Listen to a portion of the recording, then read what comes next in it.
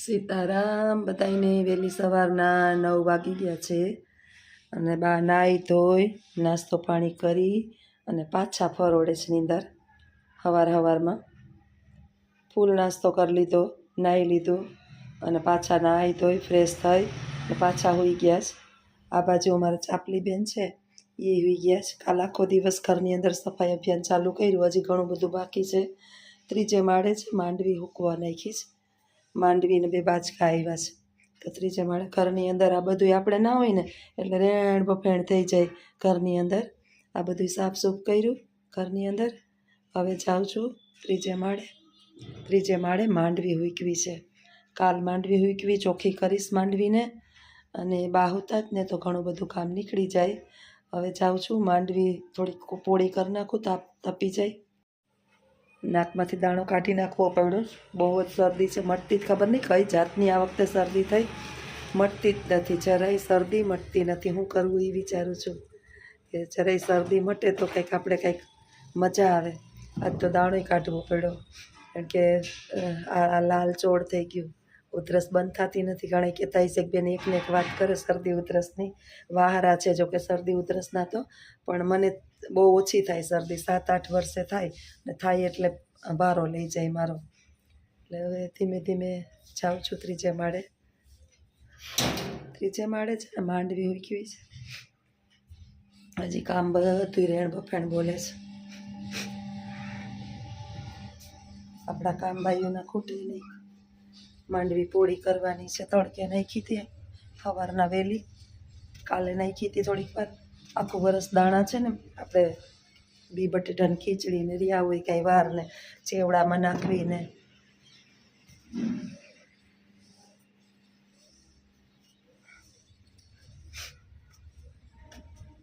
જાઉં છું ત્રીજે માળે.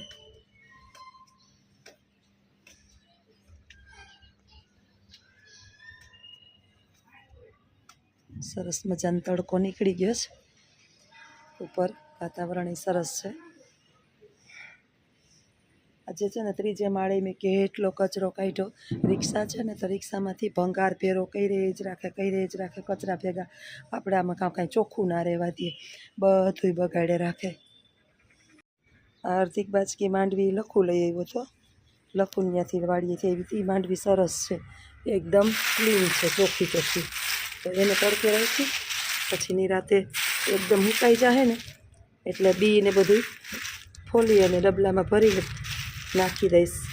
આપણે આખું વરસ છે ને માંડવીને પછી ઉપાધિ ન રહે. અને આ બાજુ ઢગલો કર્યો છે. આ એક બાચકીમાં નણંદને ત્યાંથી આવી હતી, આમાં થોડોક કચરો હતો, કચરો આમાં થયેલું. જો આવા બધા કચરા આ બધું સાફ કર્યા જ મેળી, હજી હવે ધોવાની બાકી છે.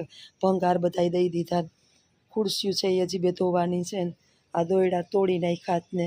જો આપણે ઘરે ન હોય ને એટલે રેણ બફેણ કરે. આ વાયર બધા કાઢી લીધા હશે ને કપડાં હુકવવાના. હવે કપડાં ક્યાં હુકવવા જાય છે એ વિચારું છું. આ ભંગાર એટલો એટલો કચરો ભેગો કર્યો મેળી ઉપરથી ને થોડોક માંડવીમાંથી નીકળાતા. ત્રીજે માળે ખુરશીઓ પડ્યું, આ બેહવા હાટું ખુરશીઓ છે પણ ખુરશીઓની પથારી ફરી ગઈ છે, થોડું ઉડી. આ દિવાળી જાય ને એટલે કચરા ઉડે મેળી ઉપર બધાય. આ 2 બાચકા માંડવી છે, એક બાજુ આમ વયું ગયું, નોખી રાખી છે. આ માંડવી થોડી કચરાવાળી હતી, આ હાવ ચોખ્ખી હતી. એટલે હવે સાફ સફાઈ કરી લઉં માંડવીની, થોડીક પોળી કરી લઉં પછી નાવ ધોવાનું કામ કરું આગળ. કારણ કે ઘડીએ નાહીએ તો શરદી છે, ભલે ને શરદી તડકાની હોય પણ નાહીએ એટલે એની અસર થાય. માંડવી હવે પોળી કરવાની જ બધી. એકદમ સરસ બી છે, જાને આ સરસ બી છે. આખું વરસ છે ને આપણે બગડે નહીં. આખું વરસ ખારી સિંગ ને માંડવીને બી ને તરેલા બી ને સૂકી ભાજીમાં નાખીને ખીચડી કરીને સાવ ચોખ્ખી કરી નાખી પછી ખોલીને રાખી દઉં.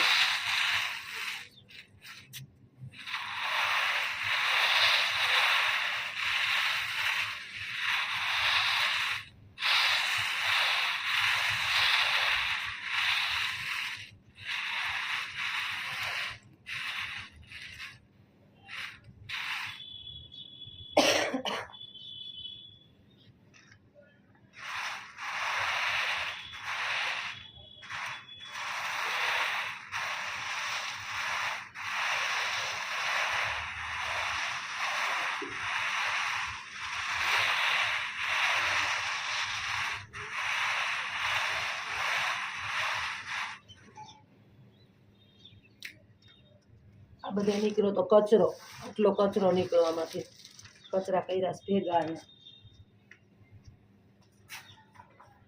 અમારા ચાપલી બેનનું ગોદડું છે, એને રાખી દો ખુરશી ઉપર.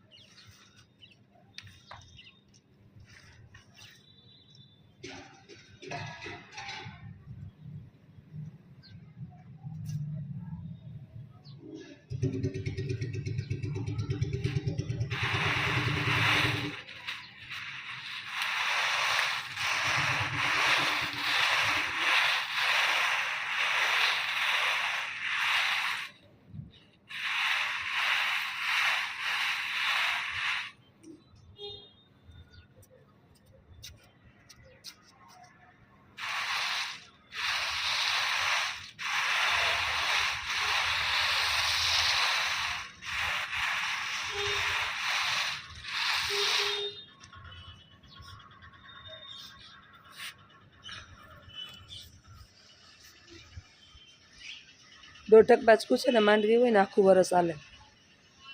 પોળી કરી દીધી, કચરો તો કાલ સાંજે જ મેં પોળી કરી ને ત્યારે સાફ કરી નાખ્યો તો બધો કચરો અંદરથી માટીના ઠેપાનો. યા લખુનિયાથી આવી ને માંડવી બહુ ચોખ્ખી છે, એમાં કાંઈ નહોતું. એની ઓલા ઉંડરિયામાંથી વીણીને કાઢી હતી, અને આ ઓપનેરની હોય એટલે વરદી લગી ખારી સિંગ કરીને ખાધે રાખો, ખીચડી કરીને ખાધે રાખો, વઘારેલા તરેલાની બી કરીને ખાધે રાખો, વાંધો ન આવે. વેચાતા લેવા જાય ને 100 રૂપિયાની કિલો બી આવે, કિલો એક બી અઠવાડિયું ન હાલે આપણે. હજી તો બધા કહે છે અહીંથી લઈ જાઓ, અહીંથી લઈ જાઓ, અહીંથી લઈ જાઓ. જવાનો ટાઈમ નથી કે કોઈ દેવા આવે ને તો જ માંડવી આવે. 2 જગ્યાએથી આવી ગઈ. અને માંડવીવાળા તો ઘણાય છે, ખેતરવાળા તો ઢગલા ખેતરવાળા છે, જ્યાંથી લઈ આવીએ ત્યાંથી કોઈ ના નથી પાડે એમ. જ્યાં જાય ત્યાં માંડવીને બાચકા ભરી દઈએ. ખેડૂત છે ને, ખેડૂત એ આપણો પિતા છે. આપણા જીવ ન હાલે ચપટી કો મુઠ્ઠી દેતા કોઈને, અને ખેડૂત બાચકા ભરીને આપણે દઈ દઈએ. આખું વરસ તનતોડ મહેનત કરી હોય, પણ ખેડૂતના જીવ બહુ મોટા હોય. ખેડૂતના જીવ જેવા આપણા જીવ થાય નહીં. હાલો હવે નીચે જાઓ, કામ કરું, પછી આગળ વિડીયોમાં બન્યા રહેજો. બધાય કહે છે કે તમારી ઢીંગલીને વહુને પરિવારને બતાવો. અમારે એવું છે કે અમારે ઢીંગલી અને મારી વહુ એને વિડીયોમાં આવવું ના, એટલે મારી વહુને ના ગમે. એટલે ઢીંગલીને મારી વહુને એટલે હું ના લઉં. બાકી તો મને કાંઈ વાંધો નથી. કોઈને વિડીયોમાં આવવા માટે આપણે ફોર્સ ન કરાય. જોકે બહારના લોકો છે એ તડપે જ કે મેડમ અમને લ્યો, અમારા ઘરે બ્લોગ બનાવવા આવો, અમારા ઘરે આવો. કેટલા ફોન આવે આખા દિવસની અંદર. પણ અમુક માણસનો મગજ એવો હોય કે એને અનુકૂળ ન આવતું હોય, કે એને વિડીયોમાં નથી આવવું, તો આપણે કાંઈ ફોર્સ ન કરાય. એટલે એક વખત મેં ટ્રાય કરી હતી કે એમાં ઢીંગુડીને ને વહુને લઉં, વિડીયો બનાવ્યો, પછી મેં ડિલીટ કર્યો હતો. એટલે એના હારે વિડીયો હું નથી બનાવતી. ઘરમાં રહીએ બધાય, પણ એ ન હોય ને ત્યારે વિડીયો બનાવું. આગા પાછા જાય કે અત્યારે એની મમ્મીને ઘરે ગયા છે, મારી મમ્મી દીકરી, મારો દીકરો આવે એ આવશે એટલે એની હારે બનાવીશ, એને કંઈ વાંધો નથી. પણ મા દીકરીને ઢીંગુડી તો નાની છે એટલે તો સમજે નહીં, પણ એની મમ્મી કહે એમ આપણે કરવું પડે. કોઈના માણસના સ્વભાવ અલગ અલગ હોય. સારી જ છે બહુ, પણ એને સોશિયલ મીડિયા નથી ગમતું. એટલે સોશિયલ મીડિયાની અંદર ઘણાઈને ન ગમતું હોય તો આપણે ના લઈએ, કાંઈ વાંધો નહીં. એટલે તમારી આ ઈચ્છા હું છે એ પૂરી નહીં કરી શકું. મારો દીકરો અને દીકરાને બેયને લઈ શકું, પણ વહુને હું ફોર્સ ન કરી શકું તો વિડીયોમાં આવને આવ. અને ઢીંગુડી તો નાની છે, મોટી થાય એટલે સોશિયલ મીડિયાનો ઉપયોગ કરશે તો એની મેળે આવશે. બાકી મને શોખ છે એટલે હું મારી રીતે વિડીયો બનાવું અને મૂકું છું. એટલે પ્લીઝ આ તમારી રિક્વાયરમેન્ટ છે એ કદાચ પૂરી ના થઈ શકે કે મારી ઢીંગુડીને બતાવું અને મારી વહુને બતાવું. કાલથી અમારી વેકેશન ખુલી જાય છે, અને હજી તો વિદ્યાર્થી તો 18 તારીખે આવશે, પણ અમારે જવાનું છે. ખબર નહીં સમય શું હોય, જોઈએ. હેલ્થ આજે દવાખાનું બદલાવાનું છે. અત્યારે 10 વાગે, લગભગ 11 વાગે વારો આવશે. લખાવી દીધો છે વારો. અત્યારે રાતે છે ને નીંદર જ ના થાય, બીપી વૈતે રાખે એકદમ. જો અત્યારે પરસેવો રેપચેપ થઈ ગયો છે. બેહું ને તોય વિડીયો બનાવવાની હોયા નથી, પણ બેઠી હોય ને ત્યારે એમ થાય થોડુંક બોલી લઉં. એટલે તબિયત ભગવાન કોઈની બગાડે નહીં, અને મારી તો બગડે નહીં, બગડે એટલે ઘડીકમાં સુધરે નહીં. થાકી જઈએ આપણે, લોથપોથ થઈ જાય, શરીર કામ ન કરે, હાથ પગ સાથ ના આપે, પછી ઘરની અંદર આપણે શું કામ મૂકી દઈએ સ્ત્રીઓ. ગંધારું ગમે નહીં, સારું હવાય નહીં, આપણે બાયુના છે ને જીવ એવા હોય. એટલે આવું છે. બાને થોડું ઘણું એને બિચારાને બહુ શરદી થઈ છે, એની રાતે ઉધરસ આવતી હતી બાને. એટલે એ તો આપણે તો લઈ શકીએ, તો ઉધરસ બિચારા ઉંમર પ્રમાણે બહુ બર કરીને લઈએ ના શકે, કપ કાઢતા ના આવડે, છોકરા જેવું થઈ ગયું હોય એનું. એટલે મારું તો હું સમજાણું, એની તો મેં ઉકાળાને પી દીધા, તેને ઉધરસ બહુ નથી આવતી, શરદી જ છે. મારે દવાખાનું બદલાવવું પડશે. બસ તમારા બધાની પ્રાર્થનાથી જલ્દીથી સારું થઈ જાય અને કંઈ ખરાબ બ્લોગ બનાવવા બહાર નીકળું, બહાર વિડીયા બનાવું અને બાનો અવાજ ખોલી જાય. હાલો આવજો, સીતારામ.